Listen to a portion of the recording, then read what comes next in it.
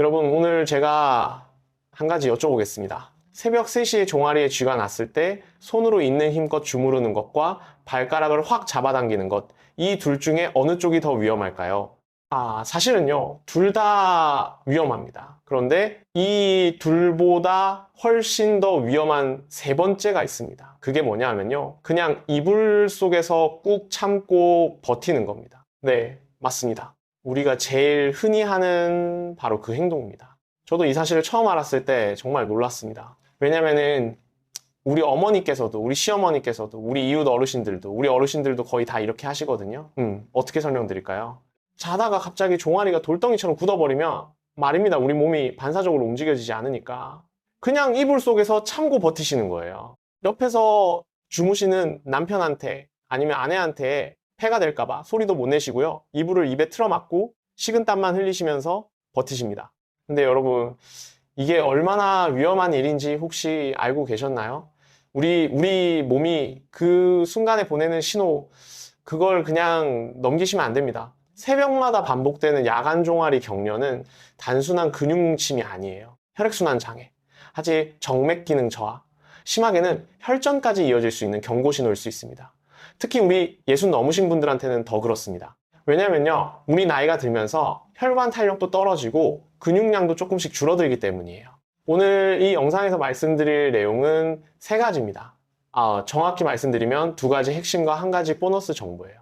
첫째, 우리가 새벽에 쥐가 났을 때 지금까지 잘못해온 세 가지 습관, 이걸 알려드리겠습니다. 둘째, 침대 옆에서 5초 안에 통증을 잡는 방법과 다시는 쥐가 나지 않도록 막아주는 진짜 해결책 두 가지를 말씀드릴게요. 그리고 마지막으로 혹시 우리 몸이 지금 심각한 신호를 보내고 있는지 병원에 꼭 가봐야 할 네 가지 증상을 함께 살펴보겠습니다. 이 정보 연세대 세브란스병원 혈관외과와 대한신경학회 자료, 그리고 국민건강보험공단에서 발표한 최신 조사 결과를 바탕으로 정리한 내용입니다. 의학적으로 검증된 내용이니까 안심하고 들어주세요. 우리 함께 오늘 밤부터 편안하게 주무실 수 있는 방법 하나씩 풀어가 보겠습니다. 자, 그 전에 먼저 한 분을 소개해드리고 싶습니다. 울산에 사시는 68되신 임경자 어머니 이야기입니다. 임경자 어머니는 3년 전부터 새벽마다 종아리에 쥐가 나서 잠을 제대로 못 주무셨어요. 처음에는 한 달에 한두 번이었는데 점점 잦아지더니 나중에는 일주일에 서너 번씩 새벽에 깜짝 놀라 깨는 상황까지 가셨습니다. 며느님이 걱정이 돼서 약국에서 마그네슘 보충제를 사다 드렸어요. 임경자 어머니 꼬박꼬박 챙겨 드셨습니다. 한 달, 두 달, 석 달이 지났는데요. 쥐는 전혀 줄지 않았어요. 오히려 어떤 날은 더 심해지기도 했습니다. 그러던 어느 새벽이었어요. 쥐가 나자마자 임경자 어머니는 평소처럼 두 손으로 종아리를 있는 힘껏 주물렀습니다. 그런데 이번엔 좀 달랐어요. 다음날 아침이 되어도 종아리가 계속 묵신거리더래요. 며칠 뒤에 불안한 마음으로 병원을 찾아갔는데요. 초음파 검사 결과를 본 담당 의사 선생님이 이렇게 말씀하셨대요. 어머니, 혹시 쥐 났을 때 아주 세게 주무르셨나요? 임경자 어머니는 고개를 끄덕이셨어요. 그랬더니 의사 선생님이 한숨을 쉬시면서 종아리 혈관에 염증이 생겼다고 하시더래요. 여러분, 이게 남의 이야기가 아닙니다. 지금 이 영상을 보고 계신 우리 가족 여러분 중에도 아마 절반 가까이는 비슷한 일을 겪으셨거나 혹은 지금도 매일 새벽에 그렇게 하고 계실 거예요. 그래서 오늘 이 이야기가 정말 중요합니다. 잘못된 습관 하나 때문에 더 큰 병으로 이어질 수 있거든요. 자, 그러면 지금부터 하나하나 자세히 풀어가 보겠습니다. 먼저 자다가 쥐가 나는 게 얼마나 흔한 일인지부터 말씀드릴게요. 미국 가정의학회가 발표한 자료에 따르면 성인 10명 중에 6명 가까이가 야간다리 경련을 경험한다고 합니다. 우리 50살 이후에는 그 비율이 훨씬 높아져서 우리 60 넘어가면은 거의 70 넘는 비율까지 올라갑니다. 특히 우리 여성분들이 더 자주 겪으세요. 폐경 이후에 호르몬 변화도 있고 근육량이 남성분보다 더 빠르게 줄어들기 때문이에요. 그런데요, 제가 자꾸 강조하는 이유가 있어요. 흔하다는 게 괜찮다는 뜻이 절대 아닙니다. 오히려 너무 흔하다 보니까 우리 대부분이 그냥 나이 탓이라고 넘겨버리는 게 문제예요. 실제로 우리나라 60 넘으신 분들 중에 야간 경련이 일주일에 2번 이상 반복되는데도 병원에 가보신 분이 열에 2분이 채 안 됩니다. 질병관리청 자료예요. 나머지 8분은요, 마그네슘 사드시거나 아니면 그냥 나이 먹어서 그런 거지 하고 넘기시는 겁니다. 자, 그럼 진짜 원인이 뭔지 첫 번째부터 알려드릴게요.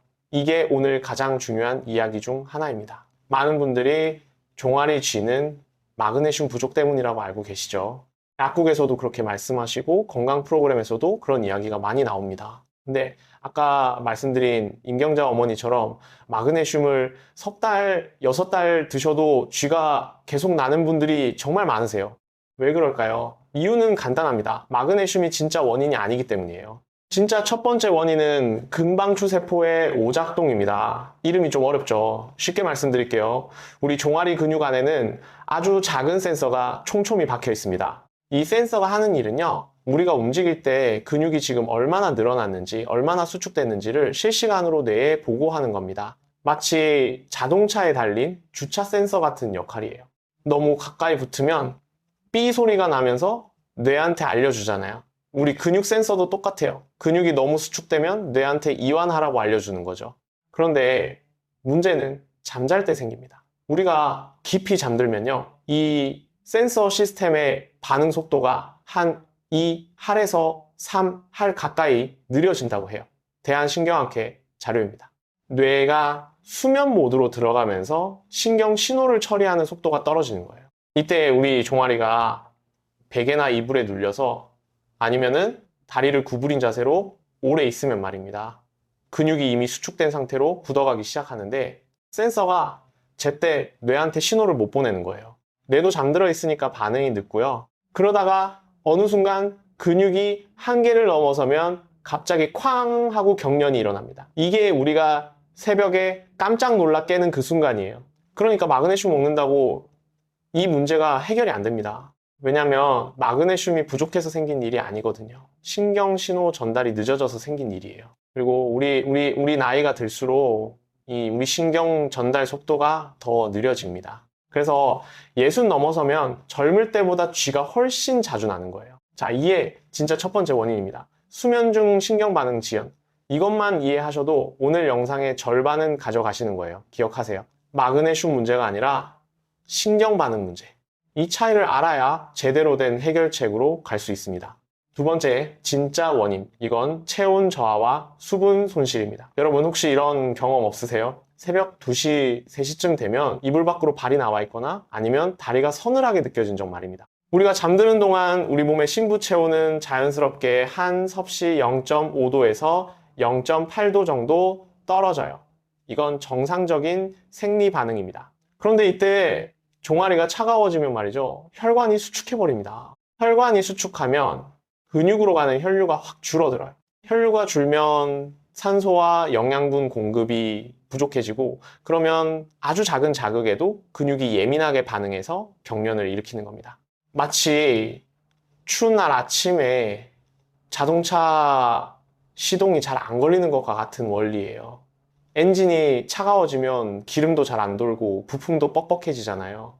우리 근육도 마찬가지입니다. 차가워지면 혈액이 잘 안 돌고 근섬유도 뻣뻣해져서 경련이 일어나기 쉬운 상태가 되는 거예요. 거기에다가 말이죠, 우리 몸은 우리가 잠자는 6시간에서 8시간 동안 생각보다 많은 수분을 잃어버립니다. 숨을 내쉴 때 수분이 나가고 피부를 통해서도 빠져나가요. 평균 500에서 800ml 정도, 종이컵으로 2컵에서 3컵 정도의 수분이 빠져나갑니다. 아침에 일어났을 때 입이 바짝 마른 이유가 바로 이것이에요.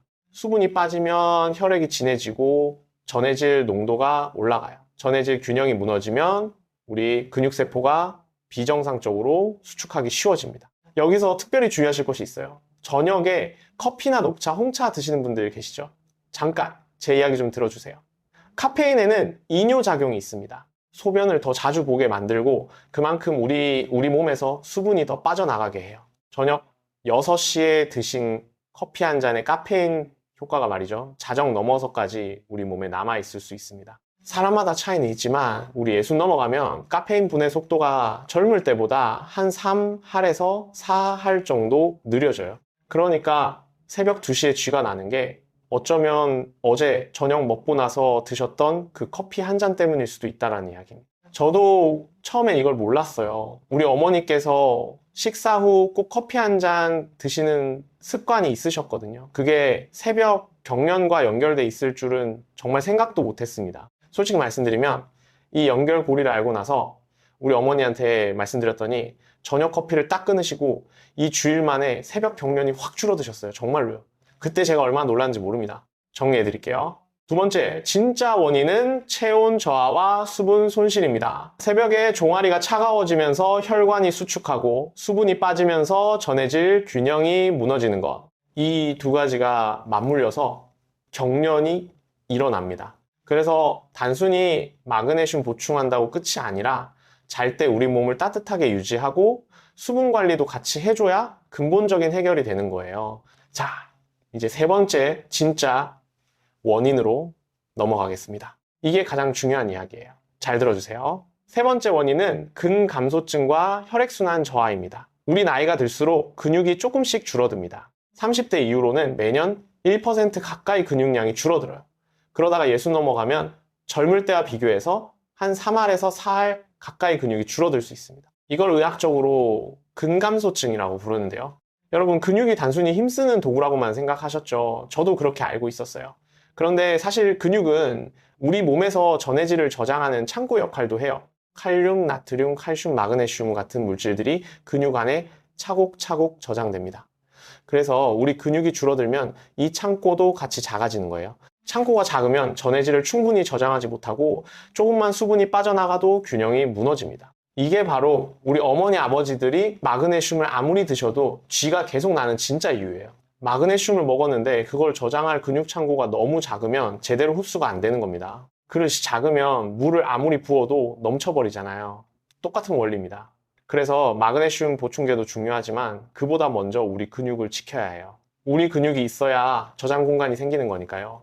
그리고 또 한 가지, 하지혈관 기능 저하도 빼놓을 수 없습니다. 연세대 세브란스 병원 혈관외과 자료에 따르면요, 55살 이후에 하지정맥 기능이 떨어지기 시작해서 65 넘어가면 절반 가까이가 경미하거나 중증 수준의 하지정맥 기능 저하를 보인다고 해요. 하지정맥이 뭐냐 하면 우리 다리에서 심장으로 피를 올려 보내주는 혈관이에요. 여기가 약해지면 피가 다리에 고여서 제대로 순환이 안 됩니다. 피가 고이면 어떻게 되냐고요? 다리가 묵직하고 퉁퉁 붓는 느낌이 자주 들어요. 오후만 되면 양말 자국이 깊게 남고 신발이 조이는 느낌이 나기도 합니다. 그리고 이런 분들이 밤에 쥐가 더 자주 나요. 왜냐하면 낮 동안 쌓인 노폐물이 제대로 빠져나가지 못한 채 근육 주변에 남아있기 때문이에요. 이 상태에서 새벽에 체온까지 떨어지면 쥐가 나기 딱 좋은 조건이 만들어집니다. 그러니까 정리해보면요, 마그네슘을 석 달 드셨는데도 쥐가 계속 나신다면 이건 마그네슘의 문제가 아니라 우리 혈관과 근육의 문제일 가능성이 훨씬 높아요. 근본 원인이 다른 곳에 있으니 해결책도 달라야 하는 거죠. 만약에 쥐가 일주일에 2번 이상, 그것도 석 달 넘게 반복된다면요, 한 번은 혈관 초음파 검사 받아보시길 권해드립니다. 동네 큰 병원 혈관외과에서 30분 정도면 검사가 됩니다. 건강보험 적용도 되는 경우가 많아요. 자, 여기까지가 오늘 말씀드릴 진짜 원인 3가지였습니다. 한번 같이 짚고 넘어가겠습니다. 첫째, 수면 중 금방추 세포의 신경 반응이 느려지는 것. 둘째, 체온 저하와 수분 손실로 인한 전해질 균형 붕괴. 셋째, 근감소증과 하지혈관 기능 저하입니다. 이 3가지 중에서 우리가 어느 쪽에 해당하는지 알아야 제대로 된 해결책을 고를 수 있어요. 이제 우리가 쥐가 났을 때 절대 하면 안 되는 3가지 습관을 알려드리겠습니다. 이게 아까 임경자 어머니 이야기에서 나왔던 그 부분입니다. 많은 분들이 지금도 이렇게 하고 계실 거예요. 그런데 이게 오히려 우리 몸을 더 망가뜨리고 있다는 사실 꼭 아셔야 합니다. 첫 번째, 잘못된 습관, 종아리를 있는 힘껏 주무르는 것입니다. 쥐가 났을 때 손으로 꽉 잡고 세게 두드리거나 주무르시는 분들 정말 많아요. 직관적으로는 뭉친 걸 풀어주는 것 같으니까 그렇게 하시는 건데요.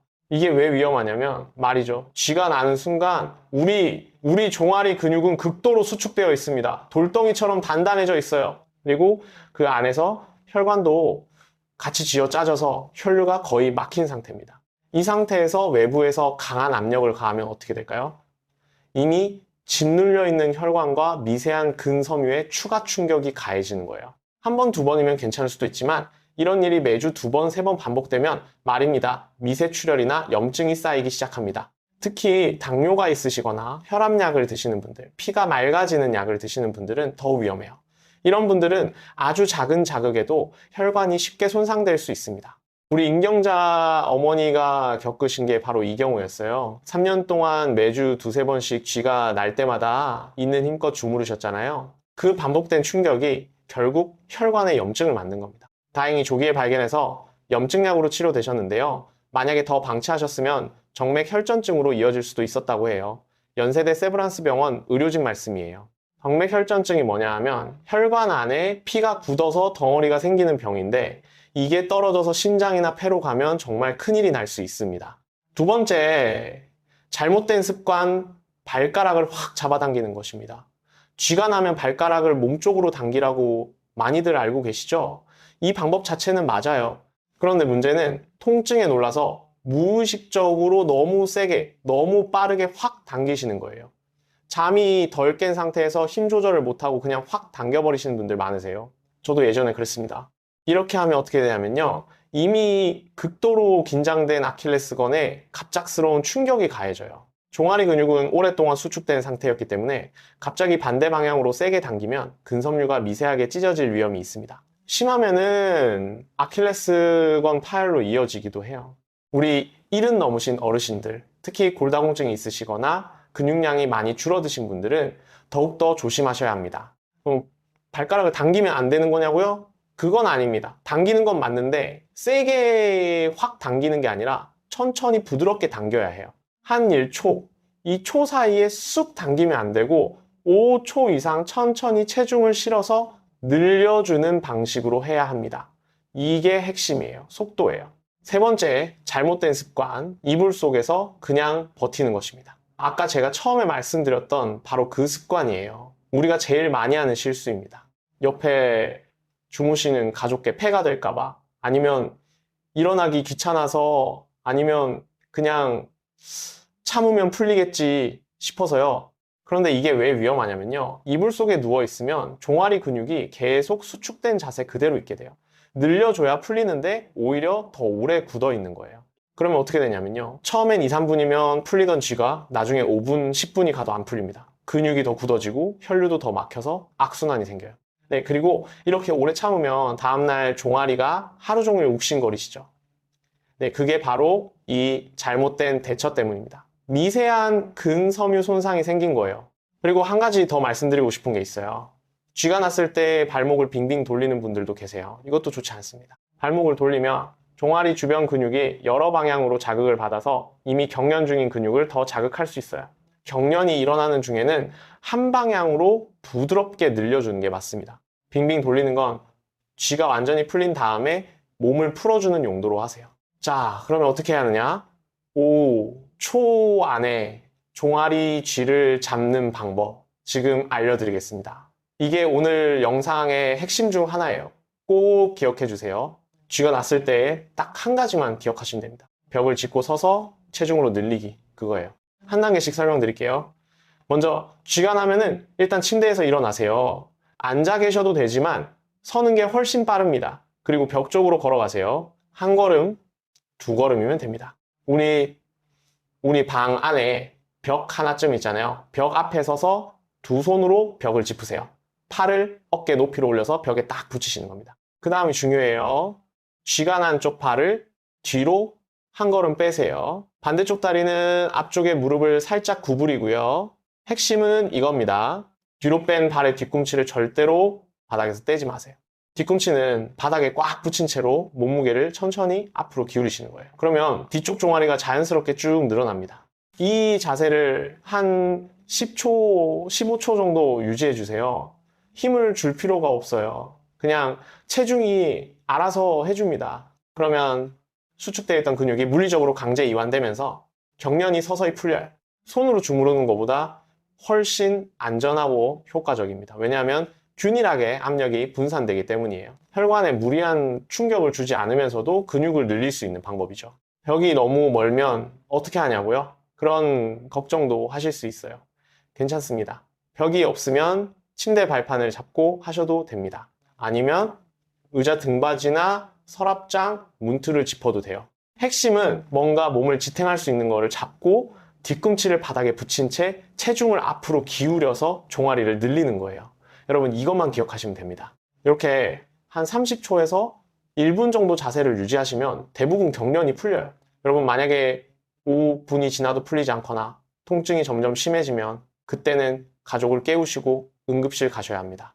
혈관 쪽 문제일 수 있거든요. 특히 한쪽 다리만 심하게 붓거나 피부색이 변하거나 숨이 차는 증상이 함께 나타나면 즉시 병원으로 가세요. 정맥 혈전증 가능성이 있습니다. 쥐가 풀린 다음에는요, 따뜻한 물로 적신 수건을 종아리에 올려두시면 더 빨리 회복됩니다. 한 5분, 10분만 찜질하세요.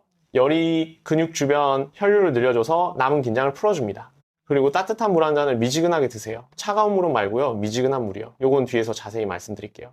한 가지 더 꼭 말씀드리고 싶은 게 있어요. 혼자 사시는 분들 특히 중요합니다, 여러분. 주무시는 공간에서 벽까지 거리가 너무 멀지 않은지 한번 확인해 보세요. 침대 옆에 서랍장이나 의자 같은 지지대를 하나 두시는 것도 좋은 방법입니다. 새벽에 갑자기 쥐가 났을 때 당황하지 않고 바로 대처하실 수 있도록 미리 준비해 두는 거예요. 우리 어르신들 넘어지시면 정말 큰일 나거든요. 예방이 최선입니다. 정리해 드릴게요. 쥐가 났을 때 절대 하지 말아야 할 것. 손으로 세게 주무르지 말기, 발가락 확 잡아당기지 말기, 이불 속에서 그냥 버티지 말기. 대신에 해야 할 것. 벽을 짚고 서서 뒤꿈치 바닥에 붙이고 체중으로 천천히 종아리 늘리기. 이 하나만 기억하셔도 됩니다. 이게 5초 안에 통증을 잡는 가장 빠르고 안전한 방법이에요. 자, 이제 진짜 해결책을 말씀드릴 차례입니다. 돈 한 푼 안 들이고 병원 가지 않고도 우리 집에 있는 것들로 할 수 있는 방법들이에요. 오늘 말씀드릴 해결책은 크게 두 가지입니다. 그리고 마지막에 보너스로 우리가 꼭 병원에 가봐야 할 위험 신호도 함께 알려드릴게요. 첫 번째 해결책, 전해질 균형을 잡아주는 방법입니다. 아까 세 번째 원인에서 말씀드렸죠? 우리가 잠자는 동안 수분이 빠지면서 전해질 균형이 무너진다고요. 그래서 자기 전에 이걸 잡아주는 게 정말 중요합니다. 마그네슘 보충제 드시는 것보다 훨씬 쉽고 효과적인 방법이 있어요. 첫째, 자기 전에 미지근한 물 한 컵을 드세요. 그냥 맹물이 아니라 천일염을 아주 조금 손가락으로 살짝 한 꼬집 넣어서 드시는 겁니다. 종이컵 한 컵에 한 꼬집이면 충분해요. 짜게 드시는 게 아니에요. 정말 아주 살짝 간이 느껴질까 말까 할 정도면 됩니다. 왜 이렇게 하느냐 하면요, 그냥 맹물만 드시면 오줌으로 금방 빠져나갑니다. 세포 안으로 흡수가 잘 안 돼요. 근데 소금에 들어있는 나트륨이 수분을 세포 안으로 끌어들이는 역할을 해줍니다. 그래서 훨씬 오래 깊이 수분이 유지돼요. 주의하실 게 있어요. 고혈압이 있으신 분들, 신장이 좋지 않으신 분들은 소금량을 더 줄이시거나 담당 의사 선생님과 먼저 상의하세요. 그리고 한 번에 너무 많이 마시지도 마세요. 한 컵이면 충분합니다. 2컵, 3컵 드시면 새벽에 화장실 가시느라 오히려 잠을 못 주무실 수 있어요. 둘째, 저녁에 바나나 반 개 드시는 것도 좋습니다. 바나나에는 칼륨이 풍부해요. 칼륨은 우리 근육세포 안과 밖의 전기적 균형을 잡아주는 핵심 전해질입니다. 이 균형이 잘 맞아야 근육이 제대로 이완이 돼요. 바나나 반 개면 우리가 하루에 필요한 칼륨의 한 일 할 정도가 채워집니다. 저녁 식사 후에 과일로 드시거나 자기 2-3시간 전에 드시면 딱 좋아요. 단, 이것도 주의사항이 있어요. 신장 기능이 떨어지신 분들은 칼륨 섭취를 함부로 늘리시면 안 됩니다. 혈액 속 칼륨이 너무 높아지면 심장에 무리가 올 수 있어요. 이런 분들은 반드시 주치의 선생님께 여쭤보시고 결정하세요. 그리고 당뇨가 있으시면 바나나 대신 방울토마토 5-6개나 오이 반 개 정도로 대신하셔도 됩니다. 이것도 칼륨 공급원이에요. 셋째, 저녁 6시 이후에는 카페인 들어간 음료를 피하세요. 커피, 녹차, 홍차, 홍삼차 일부까지도요. 아까 말씀드렸죠. 우리 60 넘으면 카페인 분해 속도가 젊을 때보다 한 3할에서 4할 가까이 느려진다고요. 저녁에 드신 커피 한 잔이 자정 너머까지 우리 몸에 남아서 이뇨작용을 계속하고 있을 수 있습니다. 그러면 수분이 계속 빠지는 거예요. 커피 대신 뭘 드시면 좋으냐 하면요, 따뜻한 보리차나 미지근한 물 혹은 우유 따뜻하게 데워서 반 컵 정도가 좋습니다. 우유에는 칼슘과 트립토판이 있어서 근육 이완에도 도움이 되고 잠도 편안하게 주무실 수 있어요. 우유가 불편하신 분들은 따뜻한 두유도 괜찮습니다. 첫 번째 해결책 정리해 드릴게요. 자기 전에 미지근한 물 한 컵에 소금 한 꼬집, 저녁에 바나나 반 개, 저녁 6시 이후 카페인 금지. 이 세 가지만 지키셔도 우리 몸에 전해질 균형이 훨씬 잘 잡힙니다. 그리고 이 방법은 돈도 거의 안 들어요.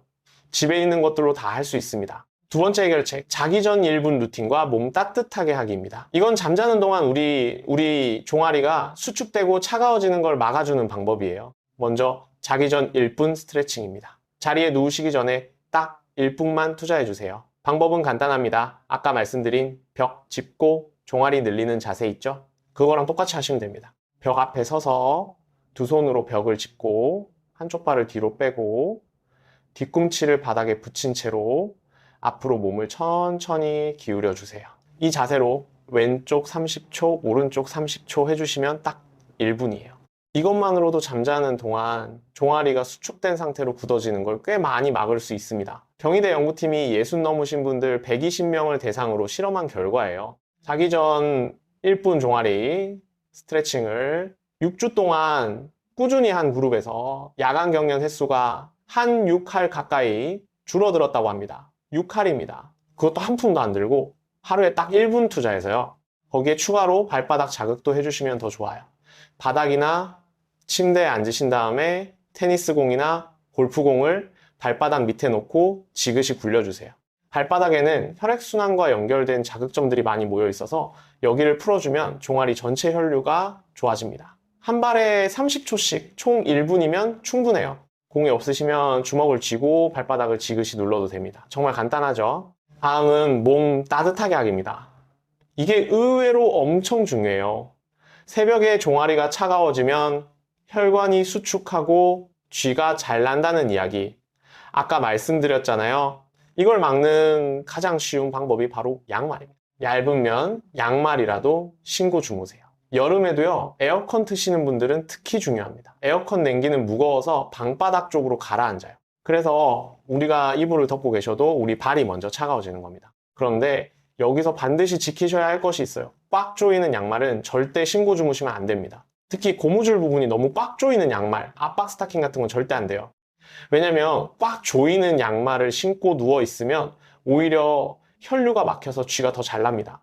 발가락을 움직여 봤을 때 살짝 끼는 느낌이 있으면 안 돼요. 헐렁하고 편안하게 보온만 되는 정도가 딱 좋습니다. 면 소재나 모달 소재처럼 부드러운 게 좋아요. 특히 하지정맥 문제로 낮에 압박 스타킹을 착용하시는 분들 있으시죠? 이분들께 정말 중요한 말씀 드리겠습니다. 압박 스타킹은 활동할 때 다리 혈액을 심장으로 올려 보내주는 걸 돕는 용도입니다. 누워 있을 때는 중력의 영향을 받지 않기 때문에 오히려 혈류를 방해해요. 그러니까 주무실 때는 반드시 벗으세요. 이건 정말 중요합니다. 저희 이웃집 우리 어머님께서 이걸 모르고 몇 년을 그대로 신고 주무시다가 정맥 혈전증 직전까지 가셨던 일이 있어요. 다행히 미리 발견해서 치료받으셨지만 정말 아찔한 경험이었습니다. 그리고 이불도 중요해요. 여름에 에어컨 트실 때는 배와 다리를 덮을 수 있는 얇은 담요 하나 준비해 두세요. 우리 심장과 복부 그리고 다리가 따뜻해야 밤새 혈액순환이 잘 유지됩니다. 겨울에는 발 쪽에 따뜻한 물주머니 하나 두시거나 전기 매트를 약하게 쓰시는 것도 좋아요. 단 전기 매트는 저온 화상 조심하셔야 해요. 두꺼운 이불 위에 두시고 타이머로 자동 꺼지도록 해두세요. 자, 두 번째 해결책 정리해 드릴게요. 자기 전 1분 스트레칭, 발바닥 공 굴리기, 따뜻한 양말 착용, 압박 스타킹은 잘 때 반드시 벗기. 이렇게 네 가지만 꾸준히 하셔도 야간 경련 횟수가 확 줄어듭니다. 이제 보너스로 말씀드릴 세 번째 정보입니다. 우리가 꼭 병원에 가봐야 할 위험 신호 4가지예요. 이건 정말 중요합니다. 그냥 단순한 근육질가 아니라 혈관이나 신경에 심각한 문제가 있다는 경고 신호일 수 있거든요. 그냥 넘기지 마세요. 첫 번째 위험 신호, 쥐가 날 때 다리 한쪽만 심하게 붓는 경우입니다. 양쪽 다리가 아니라 한쪽만 유독 붓고 피부가 붉어지거나 따뜻하게 느껴지면요. 이건 정맥 혈전증 가능성이 있습니다. 혈관 안에 피가 굳어서 덩어리가 생긴 상태예요. 이 덩어리가 떨어져서 폐로 가면 정말 위험합니다. 즉시 큰 병원 응급실로 가셔야 해요. 망설이지 마세요. 두 번째 위험 신호, 쥐가 나면서 다리 색깔이 변하는 경우입니다. 창백해지거나 푸르스름하거나 검붉게 변하면 말이죠. 이건 동맥 혈관 쪽에 문제가 생긴 신호일 수 있어요. 동맥 경화증이 심해지면 다리 혈액 공급이 제대로 안 돼서 이런 증상이 나타납니다. 이것도 빨리 혈관외과에서 검사 받으셔야 해요. 방치하면 조직이 괴사할 수도 있습니다. 세 번째, 위험 신호. 쥐가 난 다음 다리 감각이 둔해지거나 저린 느낌이 오래가는 경우입니다. 정상적인 경우라면 쥐가 풀리고 30분에서 1시간 안에는 감각이 회복돼요. 그런데 몇 시간이 지나도 심지어 다음날까지 저리거나 감각이 둔하면요, 이건 디스크나 척추관 협착증으로 신경이 눌린 상태일 수 있습니다. 정형외과 가보셔야 해요. 삼성서울병원 신경외과 자료에 따르면 60대 이상 야간 경련 환자의 한 2할 가까이가 척추 문제와 연관이 있다고 합니다. 네 번째, 위험 신호. 쥐가 아닌데 갑자기 종아리가 아프거나 묵직한 통증이 오래가는 경우입니다. 걷기만 해도 종아리가 아프다, 오래 서 있으면 다리가 너무 무거워서 못 견디겠다, 이런 증상이 계속되면요, 하지 정맥류가 상당히 진행된 상태일 수 있어요. 또는 심장 기능 저하로 다리에 혈액이 고이고 있는 신호일 수도 있고요. 심장내과와 혈관내과 검사를 함께 받아보시는 게 좋습니다. 이 네 가지 중에 하나라도 해당되는 분은요, 오늘 꼭 병원 예약 잡아주세요. 여러분 미루지 마세요. 우리 몸이 보내는 신호를 제때 알아차리는 게 건강을 지키는 첫걸음입니다. 조기 발견하면 약물 치료로도 많이 좋아져요. 방치하면 수술까지 가야 할 수도 있고요. 자, 이제 오늘 말씀드린 내용을 한 번 더 정리해 드릴게요. 꼭 기억해 주세요. 자다가 우리 종아리에 쥐가 나는 건 마그네슘 부족만의 문제가 아닙니다. 진짜 원인은 세 가지예요. 수면 중 금방추 센서의 신경 반응이 느려지는 거, 체온이 내려가고 수분이 빠지면서 전해질 균형이 깨지는 거, 그리고 근감소증과 하지 혈관 기능이 떨어지는 것. 이 세 가지가 맞물려서 새벽에 우리 몸에 경련이 일어납니다. 쥐가 났을 때는 절대로 세게 주무르지 마세요. 발가락도 확 잡아당기지 마세요. 이불 속에서 버티지도 마시고요. 대신에 벽을 짚고 서서 뒤꿈치를 바닥에 붙이고 체중으로 천천히 종아리를 늘려주세요. 이게 5초 안에 통증을 잡는 가장 빠르고 안전한 방법입니다. 평소에는 이렇게 하세요. 자기 전에 미지근한 물 한 컵에 소금 한 꼬집 넣어서 드시고, 저녁엔 바나나 반 개 드시고, 저녁 6시 이후엔 커피나 녹차는 피하세요. 그리고 자기 전에 딱 1분 벽 짚고 종아리 스트레칭 해주시고 부드러운 양말 신고 주무세요. 압박 스타킹은 누우실 때 꼭 벗으시고요. 여러분, 이 네 가지 위험 신호도 꼭 기억하세요. 한쪽 다리만 심하게 붓거나 다리 색깔이 변하거나 쥐 난 다음 감각이 오래 둔해지거나 쥐가 아닌데 종아리 통증이 계속되면 바로 병원 가셔야 합니다. 연세대 세브란스 병원이나 서울 아산병원, 삼성 서울병원 같은 종합병원, 혈관외과 가시면 혈관 초음파 검사가 30분이면 끝나요. 건강보험도 됩니다. 미루지 마세요. 이것만 지키셔도 이번 주부터 우리 새벽잠이 달라지실 거예요. 제가 우리 어머니께 이 방법 알려드리고 한 2주쯤 지났을 때 어머니께서 전화하셔서 말씀하셨어요. 얘 내가 3년 만에 새벽에 깨지 않고 푹 잤다. 그 전화 받고 정말 마음이 따뜻해졌습니다. 여러분도 오늘 밤부터 꼭 해보세요. 손주들이랑 더 오래 놀아주시려면, 그리고 우리 가족한테 부담 드리지 않으려면 우리 몸부터 잘 챙겨야 해요. 아, 그리고 한 가지 부탁드릴 게 있어요. 만약에 오늘 이 영상이 조금이라도 도움이 되셨다면 아래에 좋아요 버튼 한번 눌러주세요. 그리고 구독도 한번 부탁드리겠습니다. 우리 가족 여러분과 함께 건강한 정보를 계속 나누고 싶어서요. 댓글에 여러분의 경험이나 궁금한 점도 남겨주시면 다음 영상에서 꼭 다뤄드리겠습니다. 그리고 이 영상이 도움될 것 같은 우리 형제, 자매, 친구분께 공유도 한번 부탁드려요. 특히 새벽마다 종아리 때문에 고생하시는 가족이 있으시면요, 이 방법 하나로 밤잠이 달라질 수 있습니다. 오늘 이야기는 여기까지입니다. 아는 것과 모르는 것의 차이가 얼마나 큰지 오늘 한 번 더 느끼셨으면 좋겠어요. 모르고 하면 몸을 망치고, 알고 하면 몸을 지킵니다. 우리 함께 오늘 밤부터 하나씩 실천해봐요. 작은 변화가 우리 가족의 건강을 지킵니다. 여러분 모두 건강 지키시고 행복하세요. 고맙습니다.